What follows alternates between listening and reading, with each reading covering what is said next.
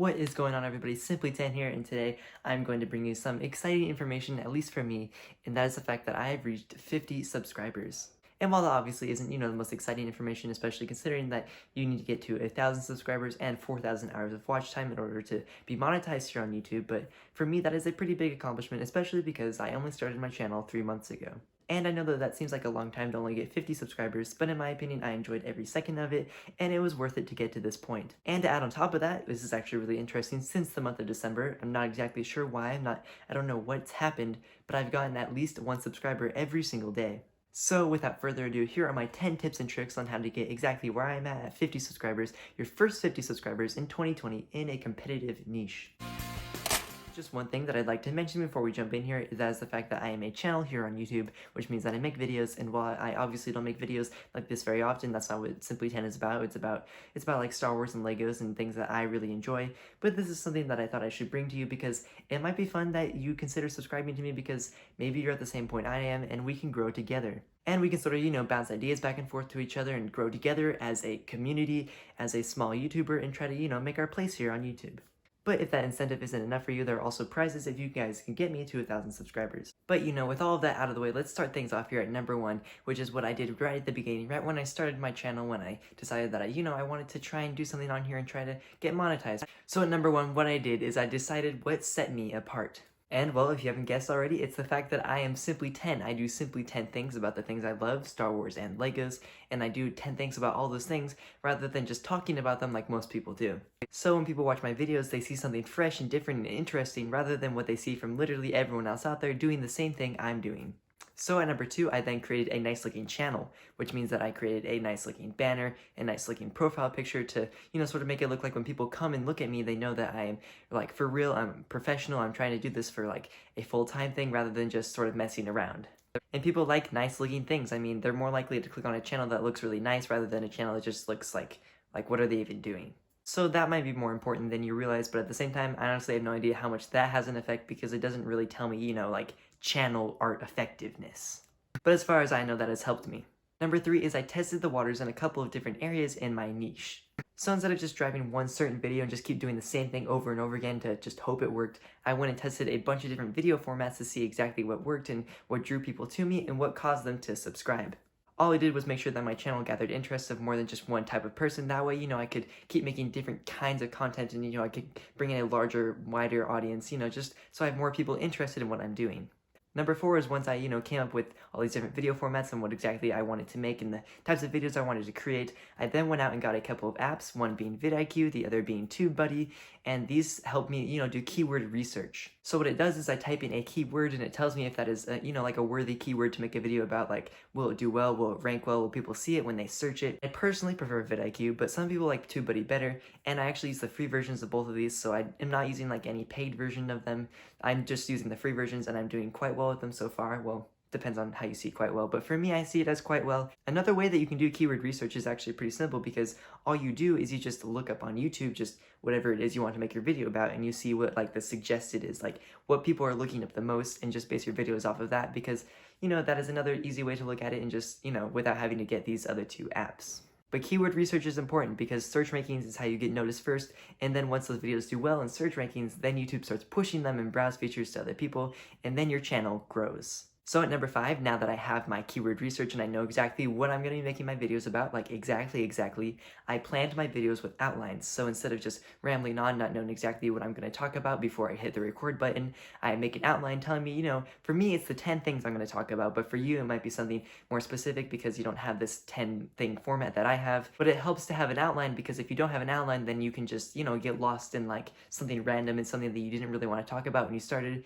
and then people aren't really interested because you just keep talking on and on and on about the same thing, and it gets really boring, and just like I'm doing right now because I just keep talking and talking and talking. Don't do that. Make an outline because making an outline allows you to plan, exciting parts of your videos and plan things that keep people involved and things like that. And well, at number 6, something that is pretty much part of the outline, but I wanted to really point this one out because this is an important thing that you need to do in your videos, and that's that you need to ask people to subscribe. Just like I did at the beginning of this video, you need to ask people to subscribe to your videos, or else why will they subscribe? Just passively sitting there and not asking people to subscribe will do, very little. You'll get a few subscribers here and there, but specifically going out and telling people to subscribe will give them a really good reason why. And it helps bring in more people because they're more willing to do it once you specifically ask them to, and almost like beg them to, because I'm begging you to. So make sure you ask people to subscribe, that way they continue to watch you and you grow a larger audience, and eventually once you reach that 1,000 subscriber point, you are one step closer to getting monetized here on YouTube. And at number 7, now that you've created your video and it is posted on YouTube, make sure that you turn comments on and respond to all of them. I discovered that there are actually some really nice people out there on YouTube who are willing to take the time to comment on your video, and if you don't respond back, then, well, they're not going to respond with the same kindness and subscribe to you. People like feeling special and noticed, and, well, obviously they're making you feel noticed by leaving a heartfelt comment, so you should make them feel noticed and special by leaving them a reply. That way, they really want to, subscribe to your channel and they want to come back because they know that you actually value them as a subscriber. Now, obviously, if your channel gets really, really, really big, then you don't need to respond to every single comment that comes through, but when you're in this little phase, when you're trying to get your first 50, then it's really important to reply. And my final 3 tips for you has to do with the fact that you just need to keep making videos, just keep trying. And at number 8, that is the fact that once you keep making videos, your thumbnail quality will improve. My first thumbnails were really bad, and slowly over time, over these 3 months, I've gotten actually really good in my opinion. I mean, obviously you might have a different opinion of my thumbnail, but there ought to be a reason why you clicked on this video in the first place, right? But in my opinion, my thumbnail quality has gotten better over time, and so has my click-through rate and things like that really matter here on YouTube. The more that people click on your video, the more people watch it, the more people subscribe, then you get more subscribers. It's just the way it works. And the more that people click on your video, YouTube specifically tells you that, the higher your click-through rate, the more they're going to push your video because that's what they want. They want you to click on their videos here on YouTube. So if no one's clicking on your video, then why would YouTube ever show it to anyone? And here at number 9, another thing that you will get much better at as you make more videos here is you'll get more comfortable on camera. And that is a really big thing because the more comfortable you are, the more of a presence you have in their mind and, while they're watching this video, instead of you being really passive and hidden in the corner.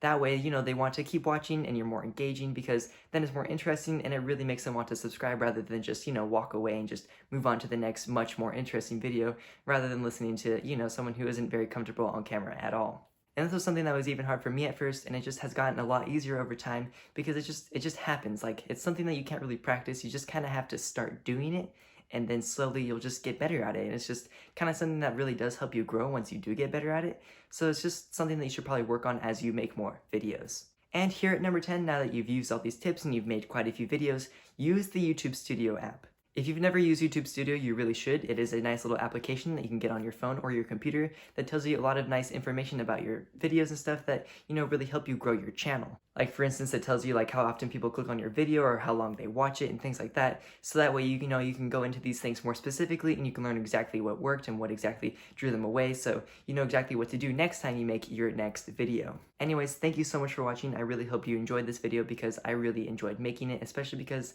it's exciting for me that I'm at 50 because I didn't think I'd get here. When I started, I was like, oh, I'm going to get really high. And then, reality hit and I was like, nothing's going to happen. I'm not even going to reach 30. And then here I am sitting here at 50, getting at least 1 subscriber every day here in the month of December. And things are looking better. And I hope that things look better for you after you listen to these tips in this video. If you enjoyed this video, please be sure to let me know by leaving a like or even a comment in the section down below. Tell me exactly what you liked about this video. That way I know exactly what to do in the next one.